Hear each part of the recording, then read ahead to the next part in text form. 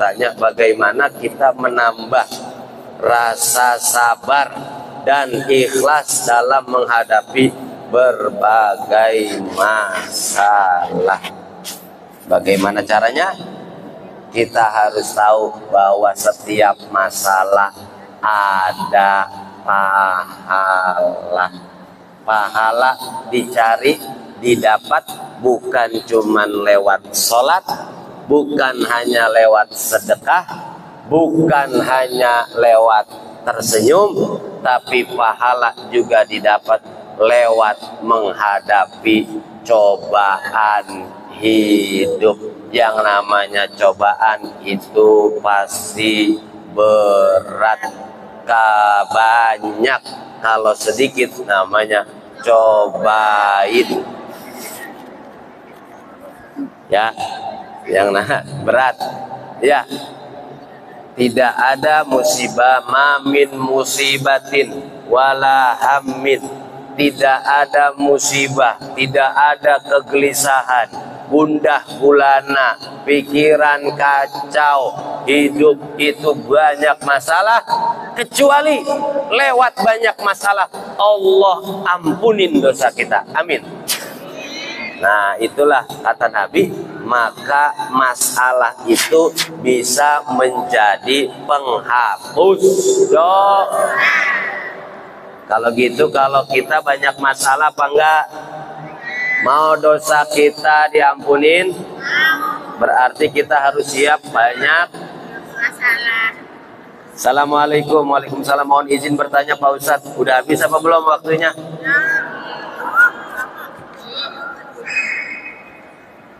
Saya mau tanya, apakah benar kalau udah meninggal di sana bisa melihat orang yang ada di alam dunia, dan apa dalilnya?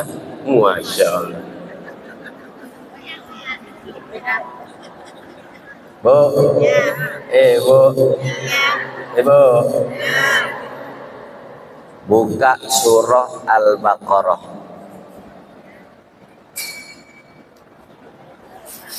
ayat 154. Posisi sebelah kanan paling bawah. Beneran ini. Wala taqulu liman yuqtalu fi sabilillahi amwat bal ahya'un walakin la tash'urun. Ada yang buka surah Al-Baqarah ayat. Jangan kalian katakan bahwa orang yang meninggal di jalan Allah itu mati. Bal ahya'un, tetapi kata Allah mereka itu sebenarnya masih walakin la tashkurun. Cuma kitanya yang di dunia kagak berasa. Kalau kita tahu mereka masih hidup, pasti kita udak. Apa kita yang kabur? Kita yang kabur apa kita udak? Ya. Maka dari situ dalil pertama. Dalil kedua, kalau kita lewatin kuburan, disuruh sama Nabi ngucapin Assalamualaikum ya ahlal kubur. Kenapa Nabi nyuruh ngucapin? Karena yang di dalam kubur menunggu doa orang yang masih hidup. Ketika kita ngucapin Assalamualaikum, apa artinya? Semoga keselamatan melimpahkan kepadamu. Semoga keselamatan tercurahkan kepadamu. Berarti mereka menunggu orang yang masih. Kira-kira mereka jawab apa enggak, Ibu? Kalau mereka jawab, berarti mereka masih hidup enggak? Mereka sebenarnya masih hidup, cuma beda alam. Manusia itu ada 4 alam yang dilalui. Alam janin di rahim, alam rahimnya di perut. Alam dunia sekarang. Setelah alam dunia, alam barzah besok Besok apa minggu depan? Woi, woi, snack udah habis apa belum? Besok apa minggu depan? 4, alam akhir. Cuman pindah alam. Bayi nih contohnya bayi. Bayi alam di janin. Kita ajak ngomong bisa nggak Bu? Hah? Bisa nggak diajak ngomong? Nggak bisa karena di dalam perut.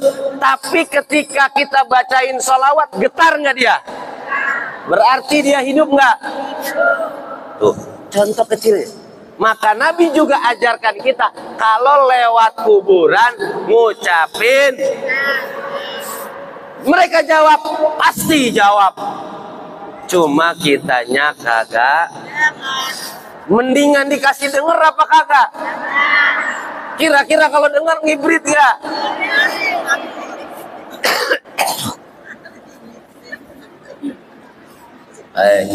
Ya, jadi yang masih hidup ngelihat kita, lihat karena mereka cuma pindah. Assalamualaikum Pak Ustadz, apakah apabila ada seorang mau pinjam duit kita perlu tanya untuk apa?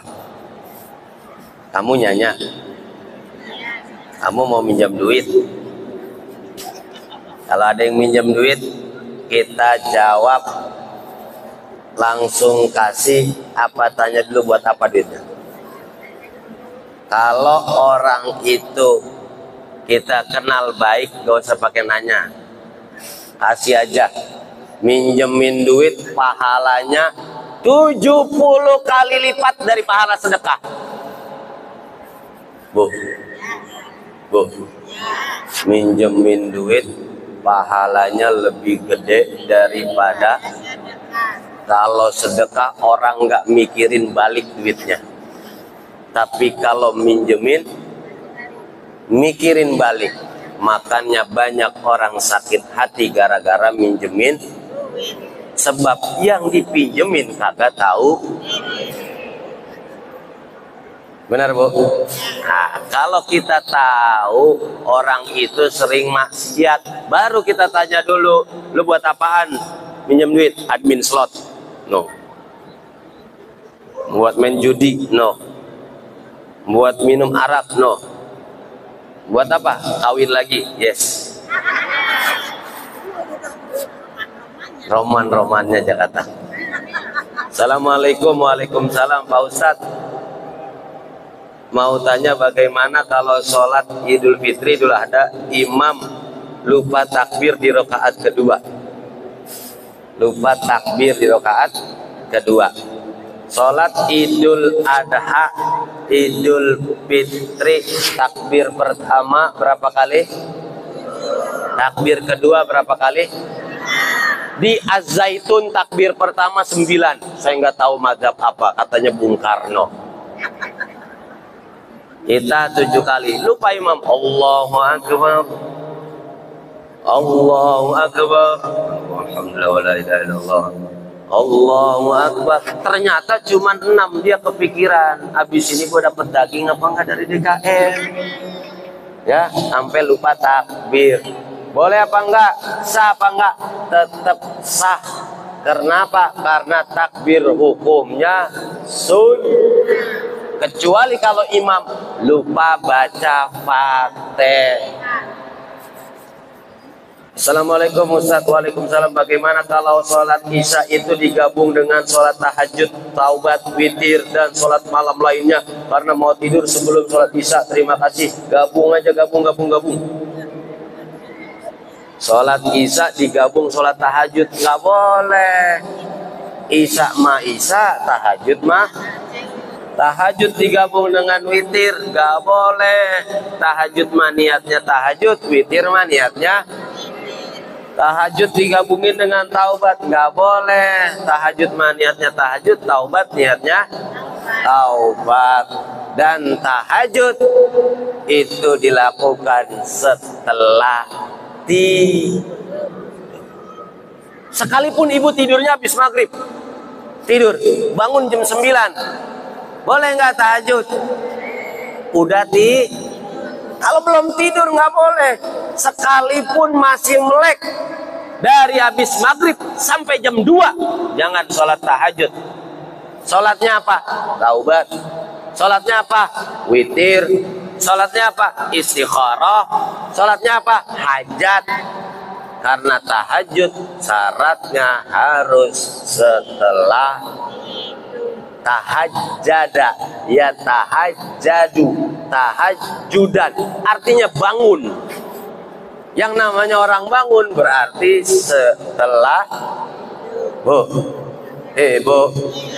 Kalau bangun setelah tidur apa setelah bangun? Bu. Ibu. Ibu. Kalau bangun itu setelah tidur apa setelah bangun? Bu. Laki ibu makan sop buntut, bangun apa enggak? Ya makan, melek lah, bangun. Assalamualaikum.